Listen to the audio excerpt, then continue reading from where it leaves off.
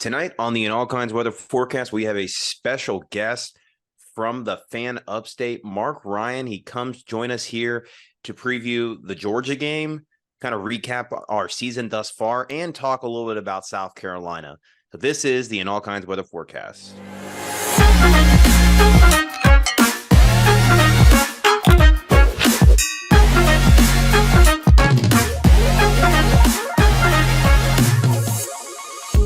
And welcome into another episode of the In All Kinds Weather Forecast. My name is Chris Yanes, your host tonight, alongside my co-host Neil Schulman. And we also have Marc Ryan from the Fan Upstate. Marc, it's always good to have you on here.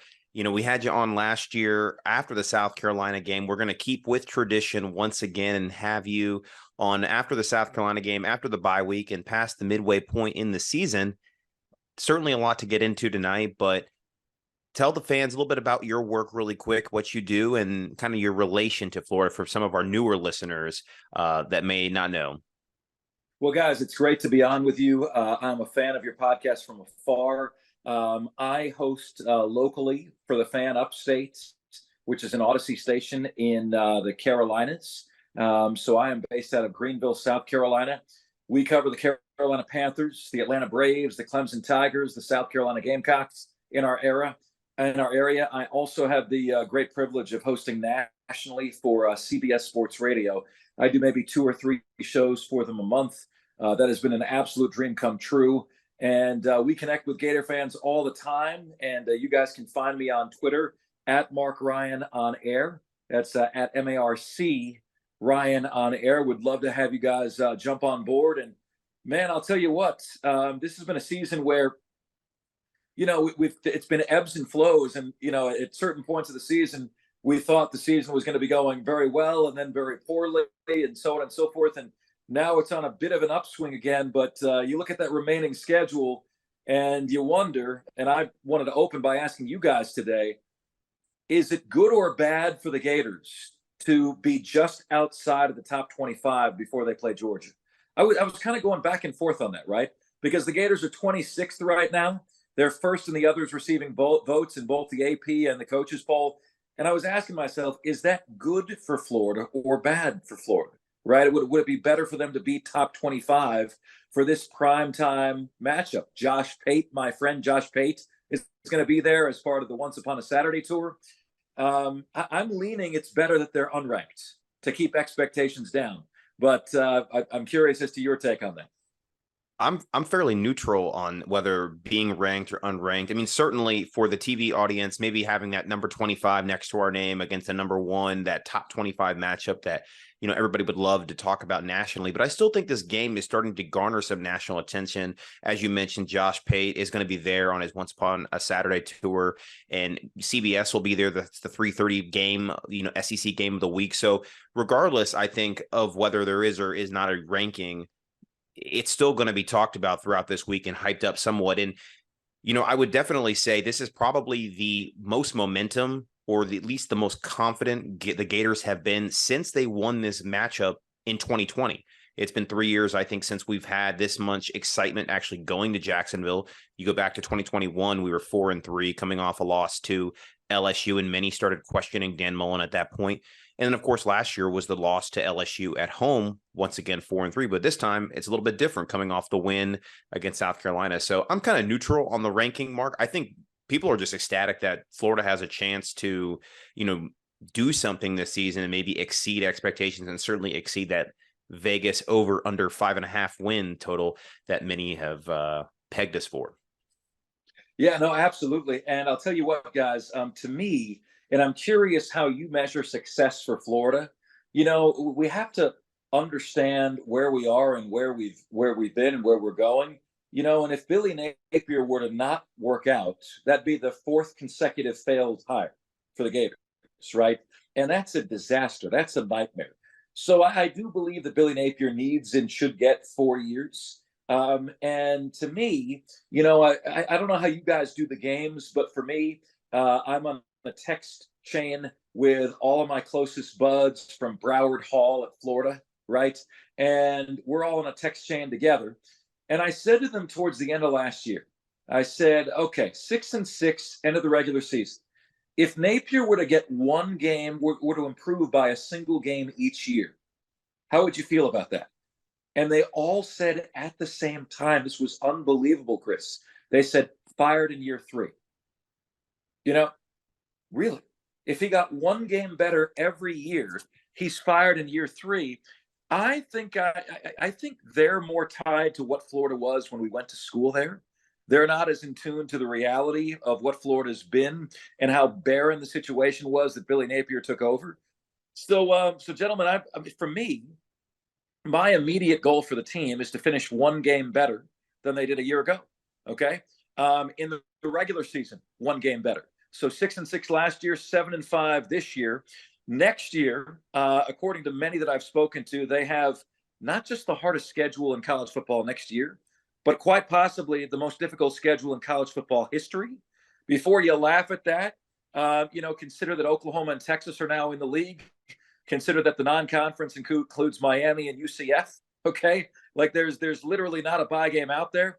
So for me, Chris, I would tell you that for me, I'm measuring success by, is there measurable improvement from year to year? And to get that this season, Florida's got to beat Arkansas and then figure out some way, come hell or high water, to get a dub over Missouri on the road, Georgia, LSU on the road, or Florida State.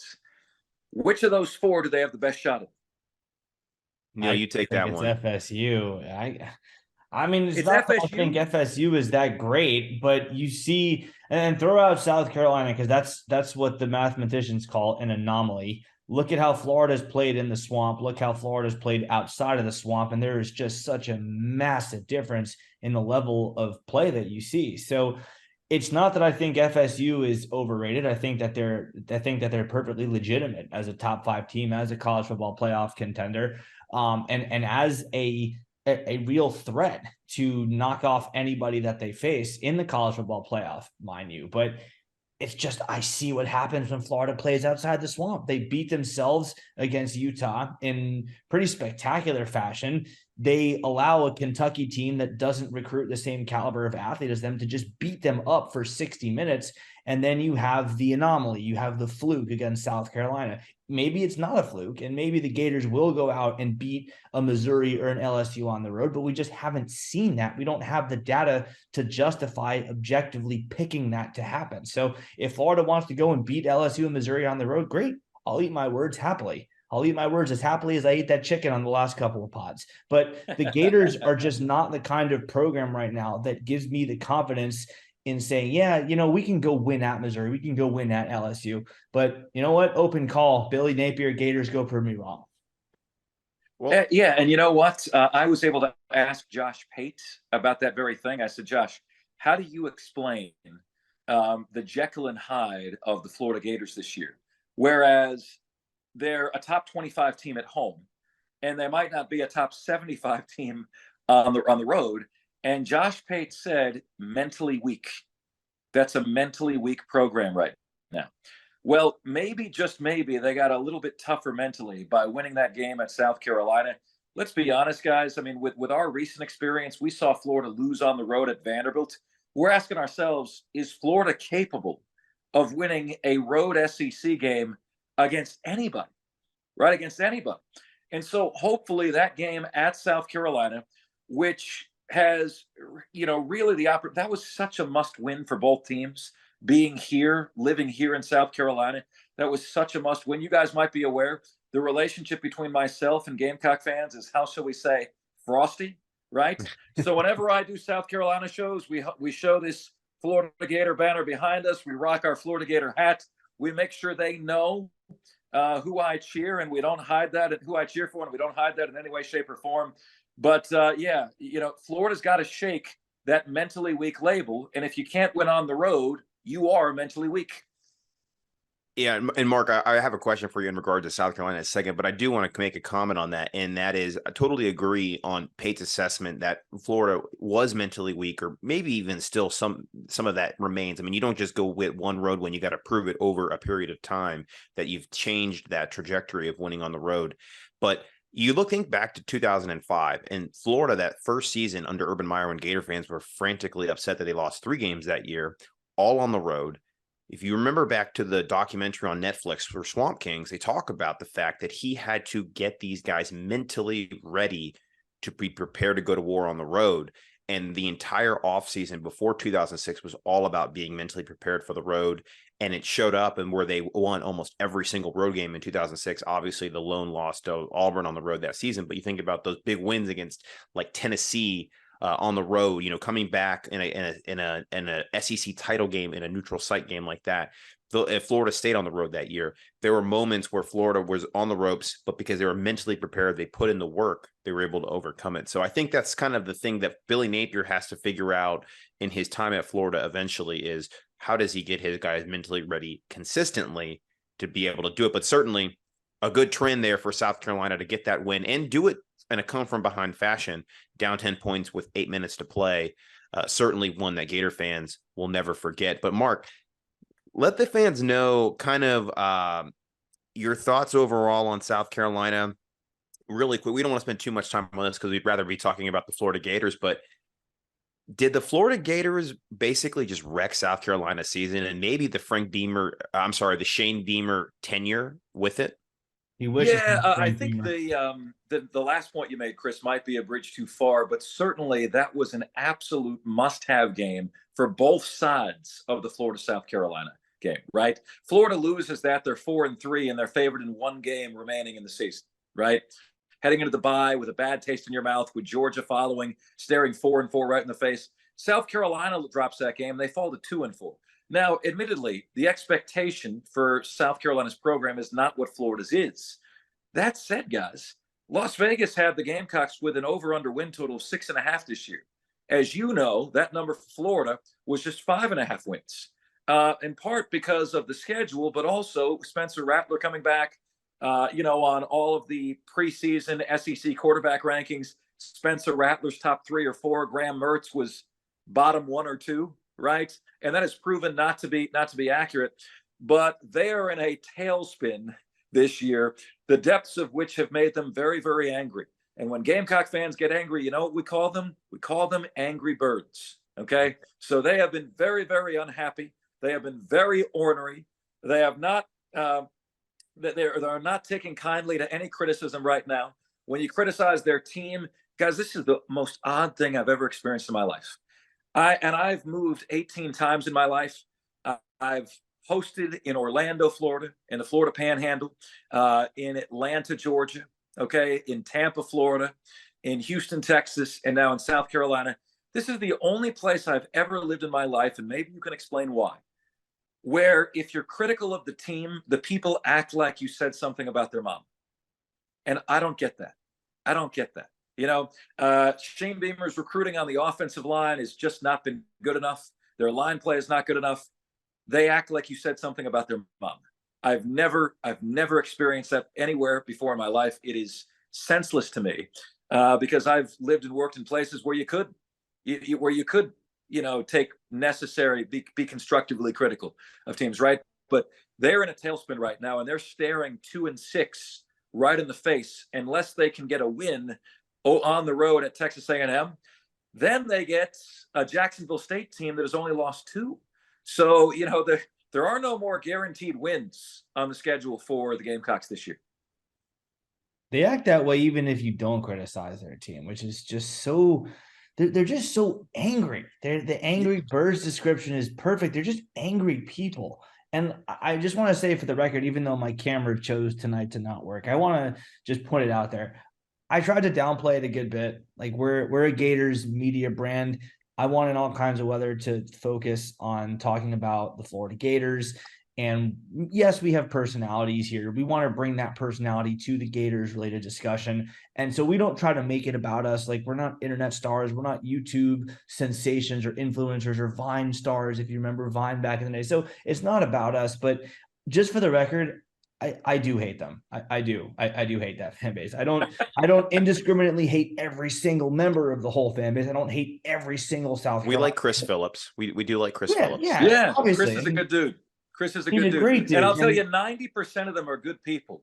But Dabo Sweeney had an interesting quote the other day, guys. He said, social media has given the vocal minority a disproportionate platform, right? Now Yes. think about that, right? The bottom 10% of the Gamecock fan base is the worst section of any fan base I've ever dealt with in my life. And they give everyone affiliated with that program a name that they have, a bad name that they have to overcome, right? I can prove that. They lead the nation in ejections. So, in terms of their fans, no fan base gets ejected from their own stadium more than they do. So, you know, about 1 in every 1,000 fans that attends a game at Williams-Brice Stadium is ejected. That's Have hilarious. you ever heard of anything like that before? No, Like, what never. is wrong with the behavior going on there? Like, what's in the water over here? I And think how that do I they're get just it to not they're affect just me? they, Right? they seem like the college football, or don't like roll your eyes or snort at this, but they seem like the college football version of incels. Like they're just so perennially frustrated about everything. And look, I understand, like they are in the SEC, they're in Clemson's shadow. They watch Georgia win back-to-back national championships. That's another rival for them. So I get that, but for a fan base that has a 1969 ACC title banner and a 2010 SEC East banner, by the way, Florida tried hanging those for a couple of years, and the whole fan base revolted and said, "No, we Good, higher than good, that. We don't Yep. shoot for that. We want to win that game we're in." But yeah, so that's the sum. That is the totality of their history, and it's that fan base that's got this name. That's just Guys, last thing I'll say on this. I noticed on Saturday when both Clemson and South Carolina lost, and you should feel sorry for me for the show I had to host today here. Okay. But Clemson fans, I was so impressed with on Saturday. They were essentially saying, what the hell was that dumpster fire after the Miami game? What the hell was that dumpster fire? And they were essentially saying, we sucked in that game. You could say the exact same thing, have the exact same analysis on Clemson and South Carolina, and the South Carolina fans want to fight you. Okay, they want to fight you. The bottom 10%, I should say, the Clemson fans are, when you tweet something that's negative about their team right now, they like it. They understand. They're accepting accountability, and that objectivity I respect the hell out of. And one more point on Florida. Neil, do you realize when I went to school at Florida and I had the same mindset you do, man? They actually had NIT Final Four banners hanging in the O-Dome. And I looked at my friend, and we're both freshmen, and I'm like, I don't care if we have to tear those down ourselves. I don't care if we have to break into the O-Dome, scale to our deaths to the top of this thing, and rip those down. Those are coming down. That is an embarrassment. yeah. NIT Final Four? Really? Yeah, you're the 70th or 71st or 72nd best team in the country. Congratulations. We are the sexiest of the mediocre. Well, I certainly, I'm glad we did get that win, though, because it does set up a showdown in Jacksonville this Saturday, 3:30 on CBS. I posed this question to the fan base today on Twitter, and I'm going to read some responses. And Mark and Neil, I want to get your gauge on this. I said, on a scale of 1 to 10, 1 being no chance, 10 being absolutely happening, what are the Gators' chances to upset the Bulldogs this Saturday? And the majority of the responses, I would say the average, the mean, was somewhere between 3 and 5. A couple of weeks ago, I think it would have probably been 1 or 2 or maybe a negative option if you would have given the fans that one. But, most people are basically saying in that 3 to 5 range is that things are going to have to go their way. They're going to have to get turnovers. They're going to have to play a similar offensive game like they did against South Carolina, but the defense from, let's say, the first half against Tennessee is going to have to show up. What is it? I mean, I guess, do you agree maybe with that range and number, Mark? Or what do the Gators have to do ultimately to get the win on Saturday, you think? You know what, guys? I would say 2.5. Okay, if you're going to let me go halvesies, I'll go 2.5. I would, again, like to see growth. I would like to see the game be more competitive. If we look up and it's the fourth quarter and the Gators are in this thing, I'm going to feel pretty good about where they're at. I know the Gators made it closer for a while last year late after getting the doors blown off to start the game. But, this is an opponent that I think Billy Napier is chomping at the bit, pun intended, to play, because their rush defense isn't what it's been. Okay. So this is not an opponent, I think, that has the defense this year to make Florida one dimensional. Okay. Then you consider the Brock Bowers situation. So it's not zero, but it's also, we're keenly and acutely aware that Napier hasn't had the time on the recruiting trail to match or get anywhere close to Georgia's talents. And guys, I'm Jim Carrey in the movie Liar Liar. I can't lie to you. I wish I could tell you that number was a 6 or a 7. I will be rooting as hard as I possibly can. Okay. But it's still hard to see. If you ask me, well, Mark, what would it take for Florida to be in a 1-score fourth quarter game? I'd tell you +2 in the turnover margin. And that was actually a common theme that some people and said in the answers, what they needed to be at minimum +2 in the turnover margin and somewhere between 125 and 150 yards on the ground to control that line of scrimmage and certainly take pressure off Mertz, because while this is not the same pass rush or the rush defense that Georgia's had in their 2 national championship runs, it is still stocked and loaded with 4- and 5-star caliber talent, because they just reload. They don't rebuild, they reload now at Georgia. They're at that point now where it has become a machine similar to what Nick Saban built in the last decade at Alabama. And unfortunately, Kirby Smart has successfully done that by virtue of multiple number 1 recruiting classes. So Neil, what do you think about that 1 versus 10 scale, and where do you fall on that?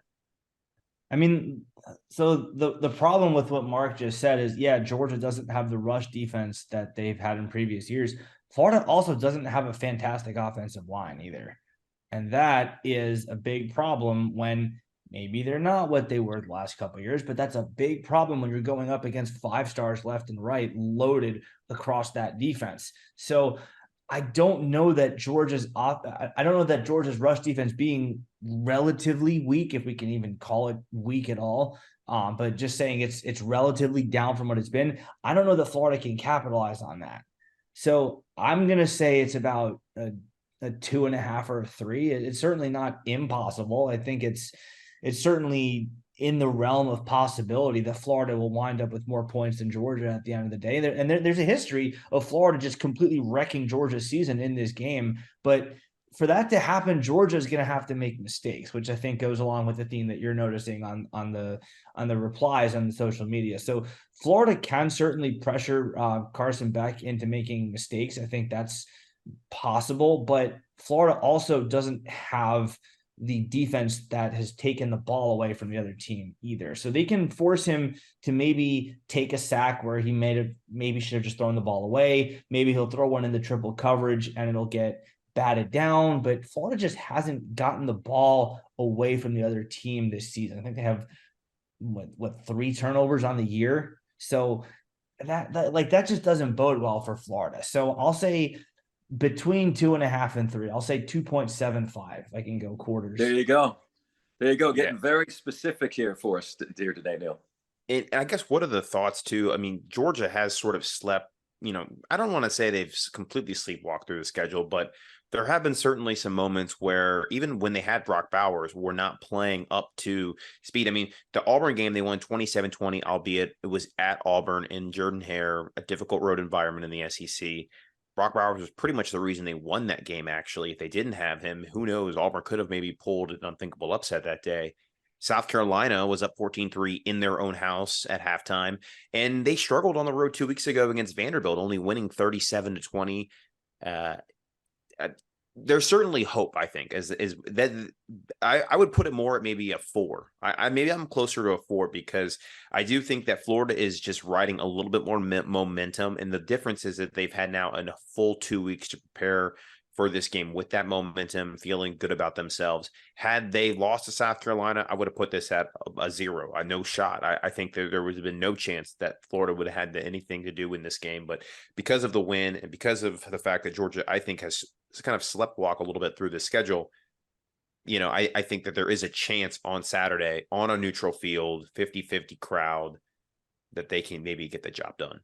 Are you a bad news or good news guy first? Which do you like? I'm Chris more is of the I'm the good optimist. news. I'm the Yes. pessimist.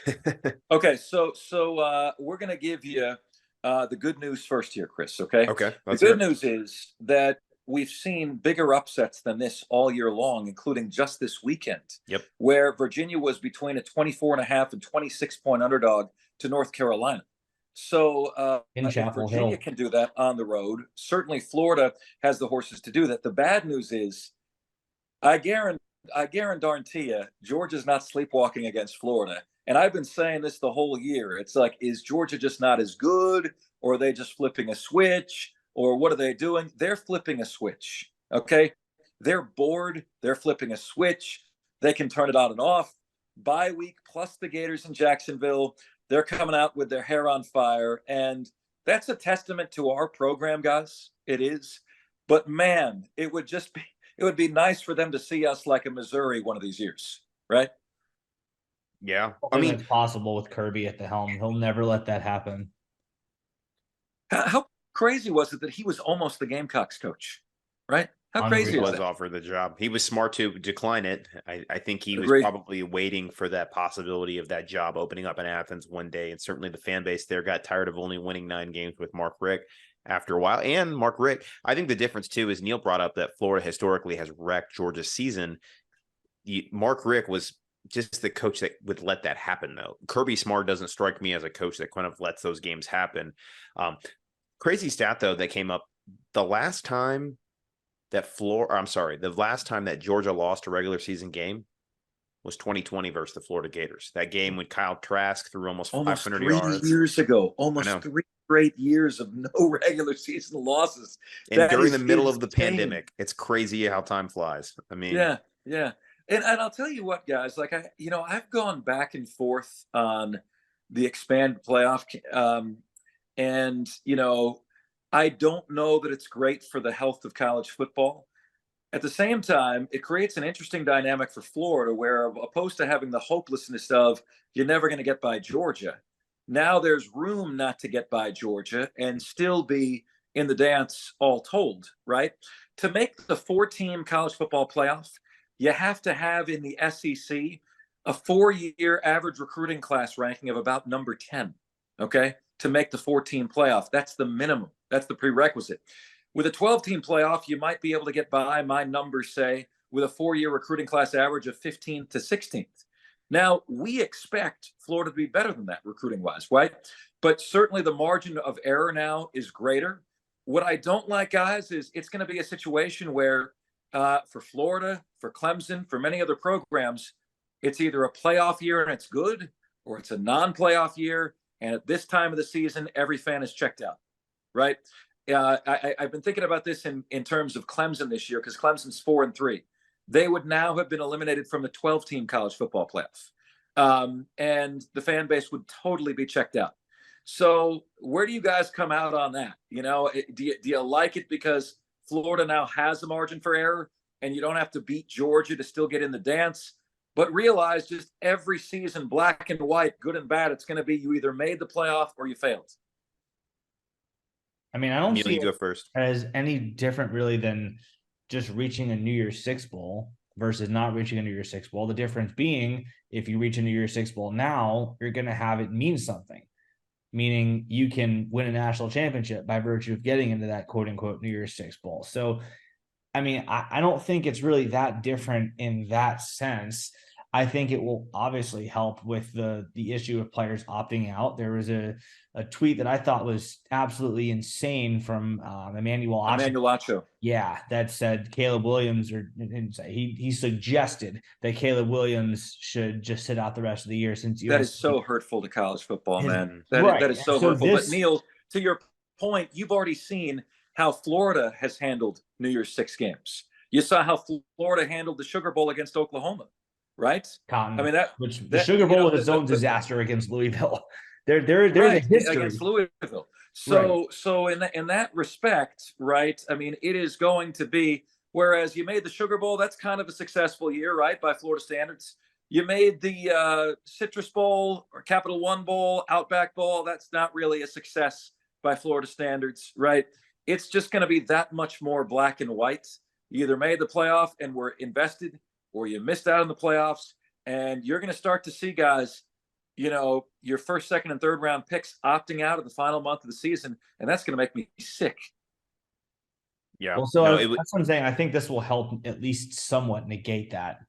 But yeah, I think college football is headed that way. And honestly, the only real surprise to me is that it took players all the way up until like 2015 to realize why am I playing this? I don't. But Neil, that was because, and like Josh Pate said on his show the other night, that's because media people like Emmanuel Acho was saying it. They put it out there in the ethos for them to normalize it and make it be okay to opt out of bowl games, and to now then call those bowl games meaningless. I mean, what a blasphemous word, because for some people that is the pinnacle of their career, is to play in a Citrus Bowl or an Outback Bowl. Those games used to mean something. I remember when I was a kid growing up, and you'd get the newspaper and they'd have all the bowl game Christmas trees, and they have all the bowl game logos on it, and you saw all the teams and the helmets of those. That was fun. And now that part of college football is dead. Nobody cares Chris, about that anymore. I'm totally with you.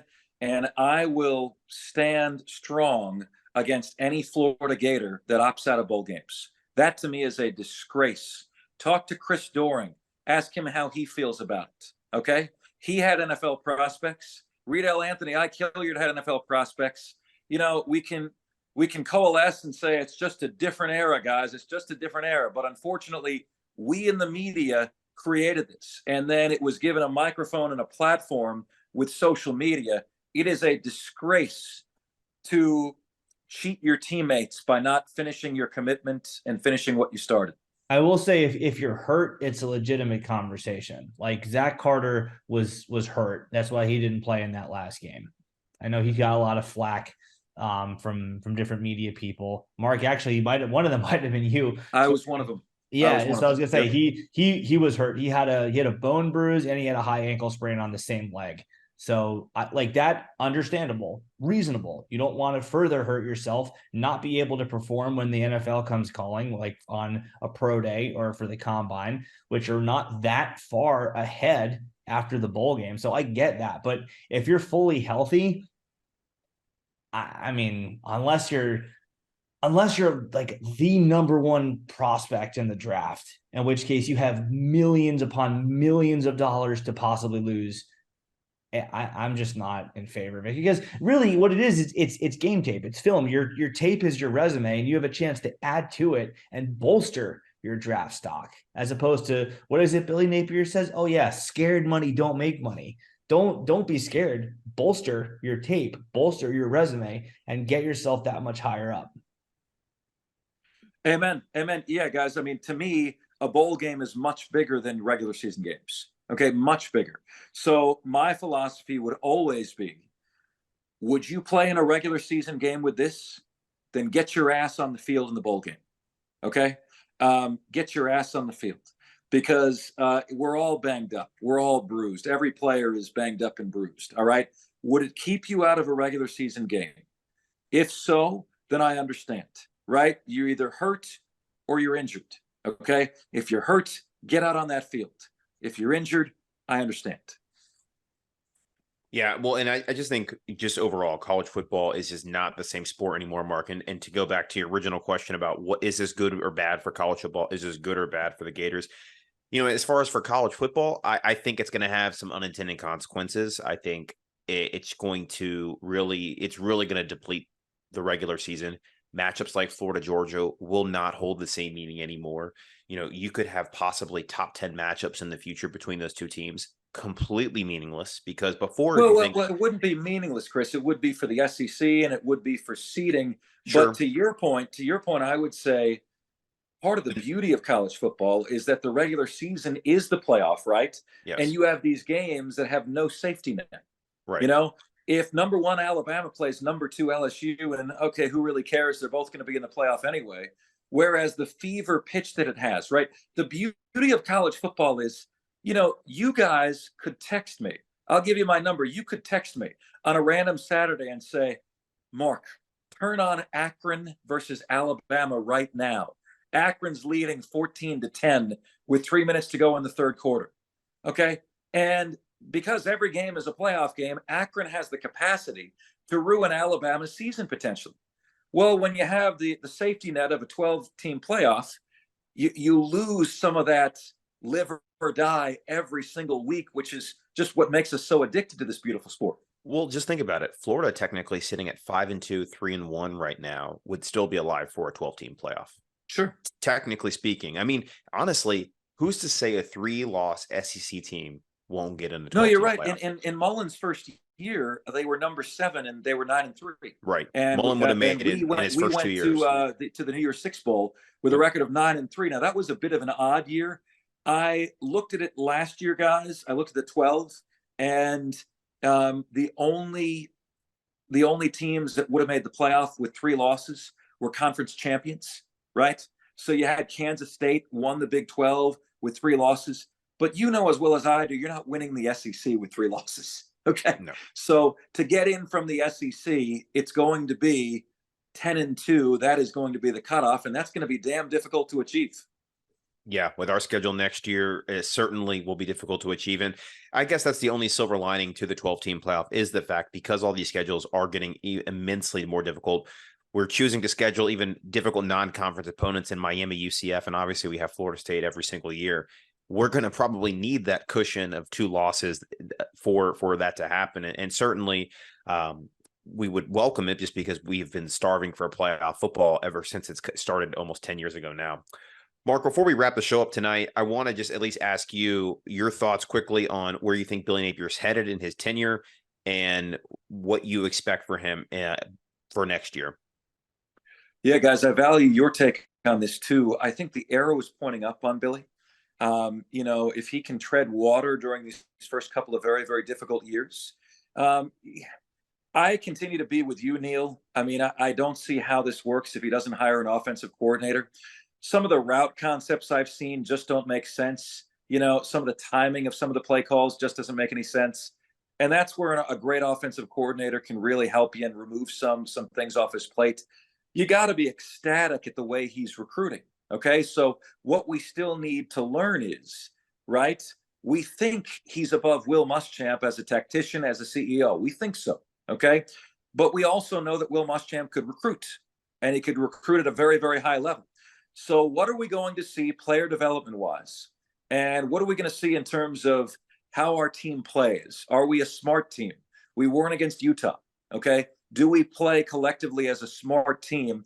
And once he's got his guys in there, and once he's got multiple top 5, top 10 classes in there, remember it was Spurrier who recently said, Florida's got to be a top 5 class every year to get back to where we want to be. And he's doing that this year. And that's incredibly exciting. Now, what can you do with it? And guys, I'll tell you, DJ and LJ, Urban Meyer had a Batman and Robin, a yin and yang in terms of recruiting.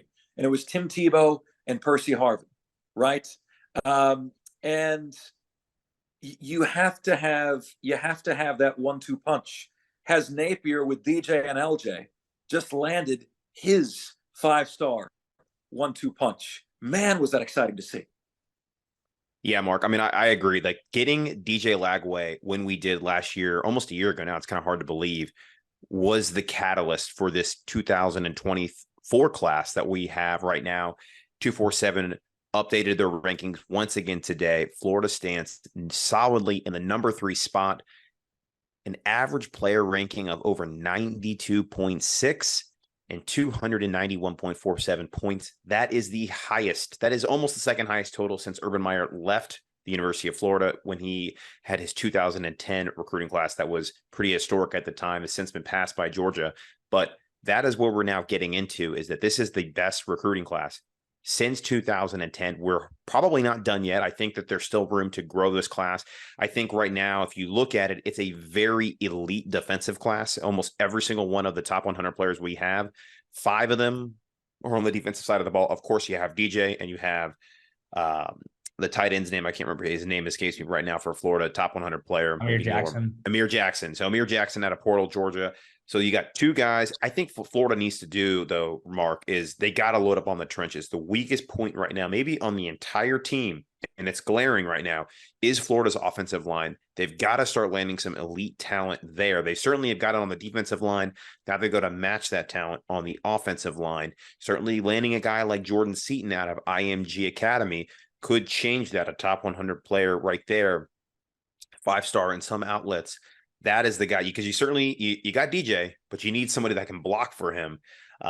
So Mark, I guess we'll close it here. Where do you hope that the Gators land in recruiting, as far as maybe some guys, some targets that you're hoping that they can get? Yeah. And I'll tell you guys what, another thing that sticks in my mind is Kirk Herbstreit saying at the beginning of the year, Florida doesn't look to have sideline to sideline speed, right? The speed of the defensive line. I remember him saying that in the Utah game.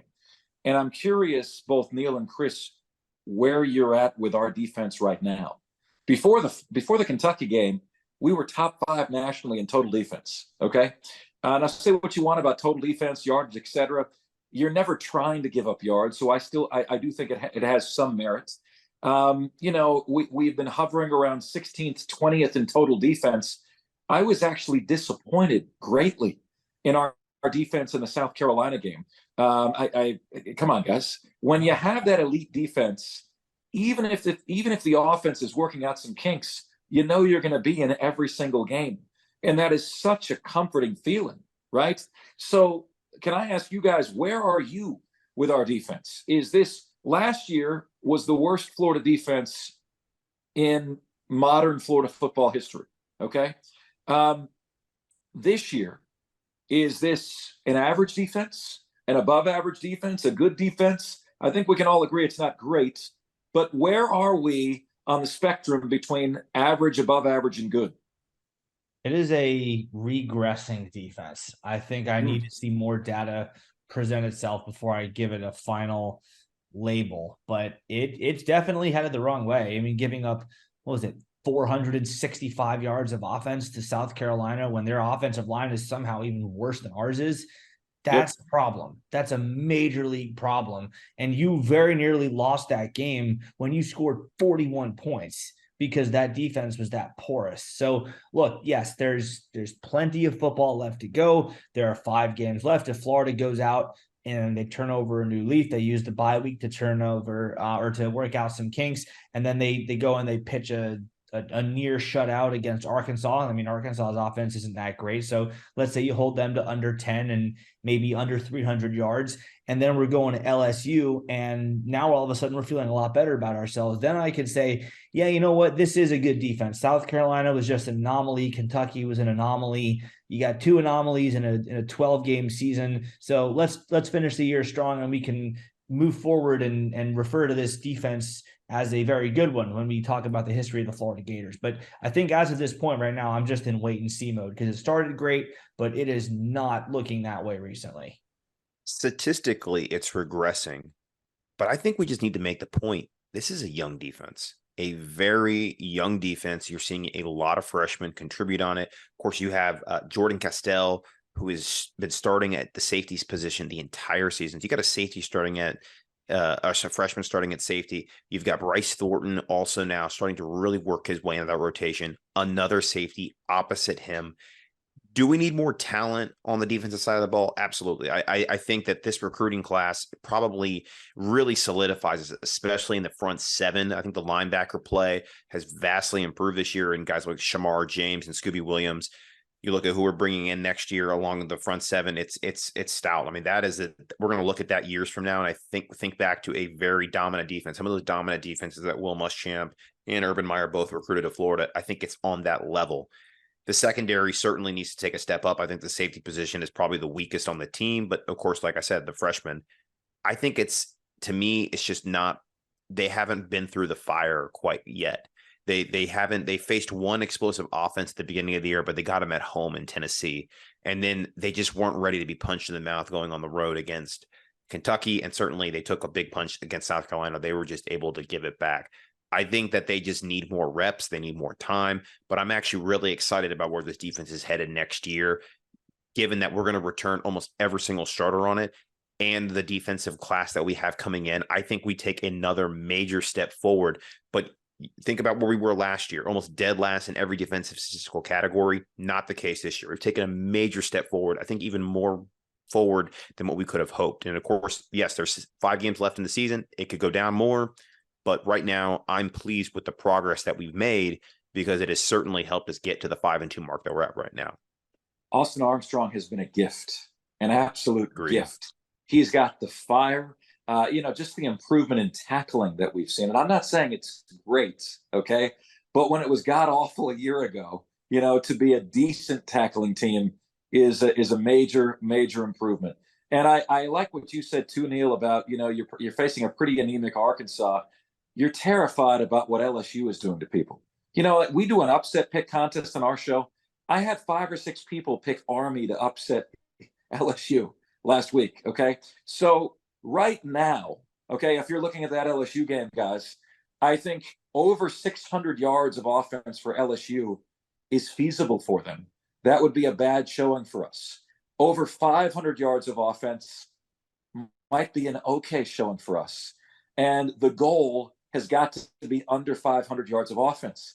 And if you hold LSU in Death Valley to under 500 yards of offense, you got to feel like that's a halfway decent job, right?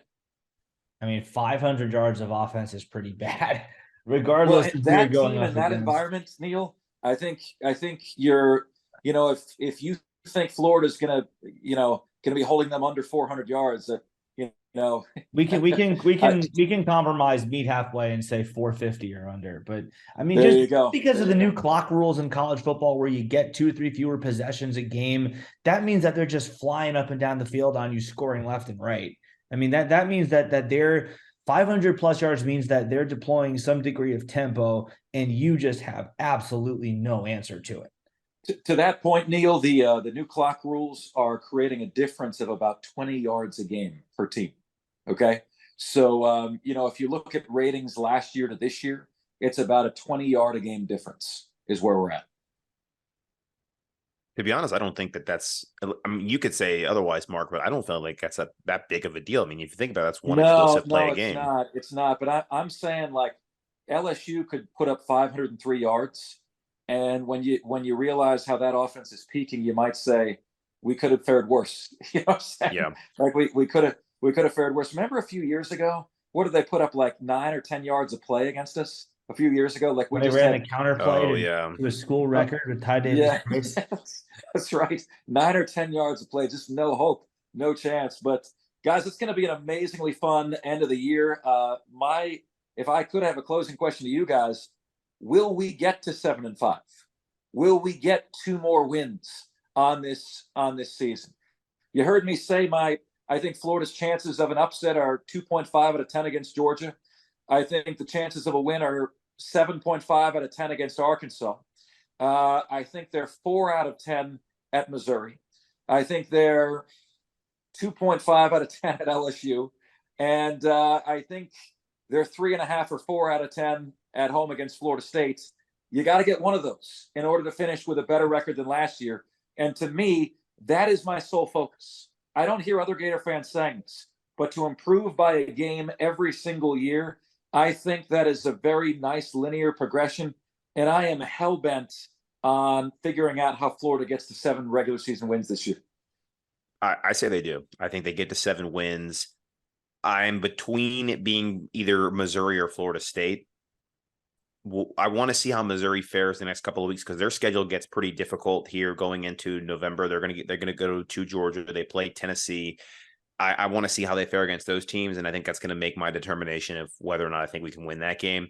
But I'm with Neil too. I do think Florida will be fired up, ready to go to play Florida State in the Swamp for that last game. And if you think back to last year, Florida, with all the problems they had coming off an excruciating loss to Vanderbilt on the road, probably went up to Tallahassee and probably should have won that game. If it weren't for maybe 1 or 2 missed tackles against Jordan Travis or a missed face mask penalty at the end of the game, which would have extended the drive for Anthony Richardson and the Gators to maybe go down to tie or even go for the 2 to win the game at the end there, they win that game on the road. I think this year, Florida State, to me, just hasn't been tested. I mean, LSU is the most impressive win on the schedule on a neutral site. They got to come to the Swamp to play that game.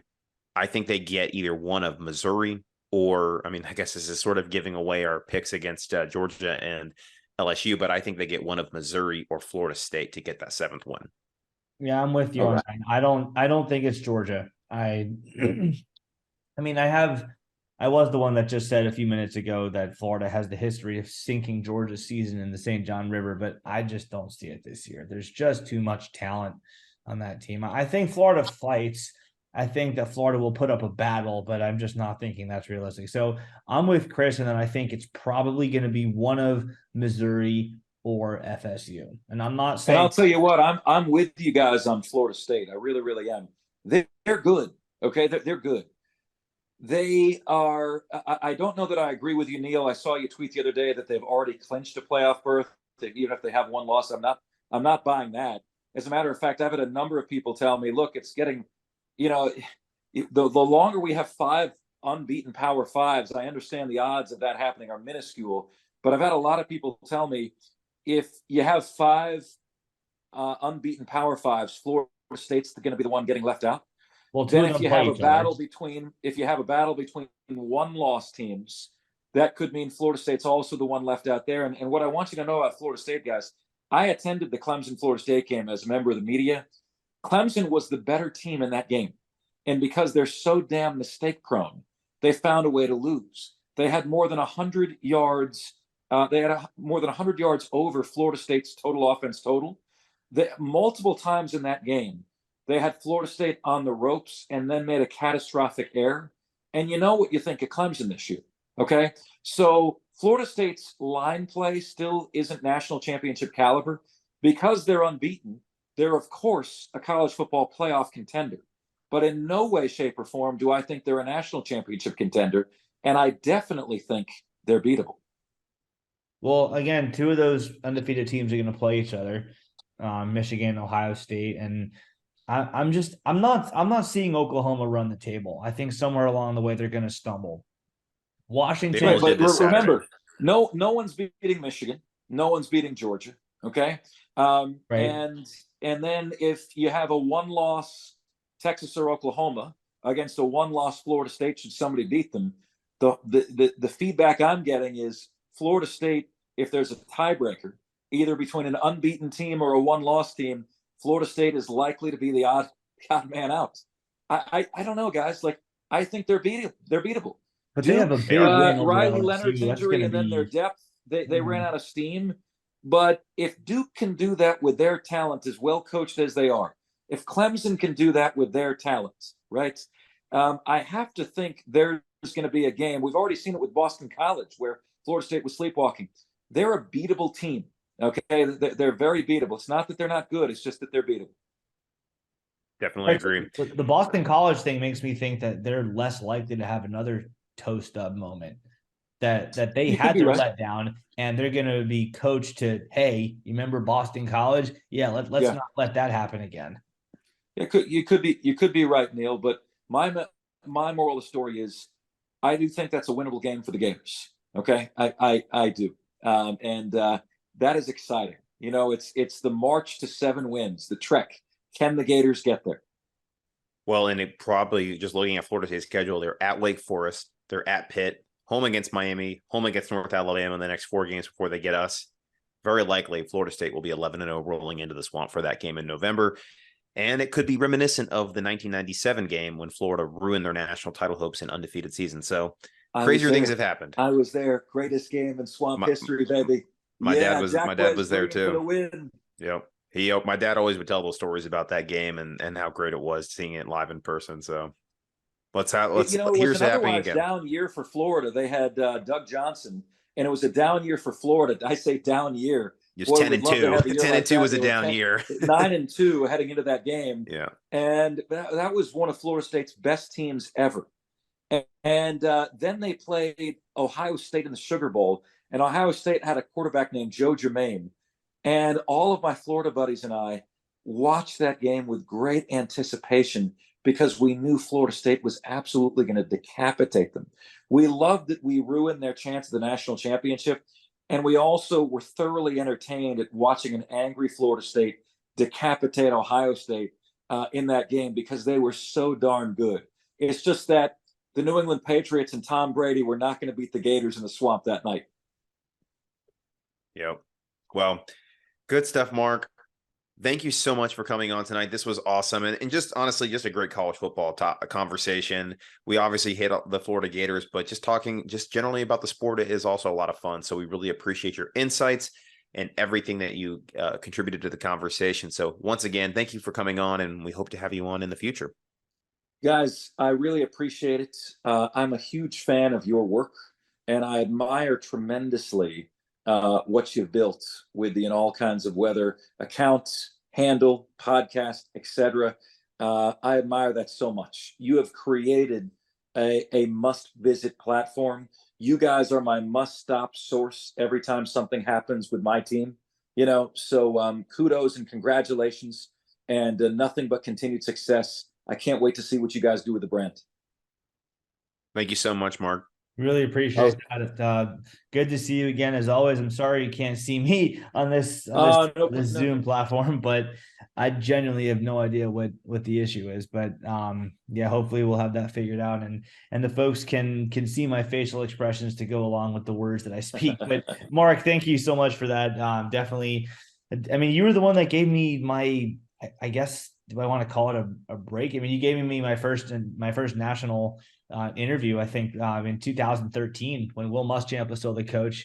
You read a piece that I had written for SB Nation at the time, which, rest in peace. I think their college blogs are no more, but was writing for SB Nation at the time, their college blog, and you saw it and gave me a platform to give my thoughts on the Gators at that time. And I mean, All Kinds of Weather kind of took off from there. So that goes to show the power that you've got and what people think of you, and the product that you put out. So mutual respect, and we definitely have to collab again at some point soon. I would love it, guys. I would love it. I welcome any feedback you guys have too. In other words, Mark, talk a little bit less here, or let's get to a little bit more there. But I really enjoyed kind of the roundtable feel of this show today, and how we got to different topics of interest. I think if I'm a listener, there was no point of that conversation where I would tune out. You know what I mean? It was all like fast-moving, hot-button issues that the college football fans would be intrigued by. So happy to collab anytime, guys, and thank you for thinking of me. And I'm a huge fan of your work. Please keep it up, okay? Thanks, Mark. Appreciate it. Make sure to go follow Mark on Twitter at Marc Ryan, and he is at the Fan Upstate. And be sure to follow us on the In All Kinds of Weather forecast on YouTube. Make sure to hit like and subscribe, for it helps us grow our show and get our algorithm and reach out there to all of Gator One thing, Nation. Chris, it's at Marc Ryan on air. That's on air. It's at MARC Ryan on air, and I would love to have you guys. Thanks so much. For sure. Well, thank you all for tuning in to another episode of In All Kinds of Weather Forecast.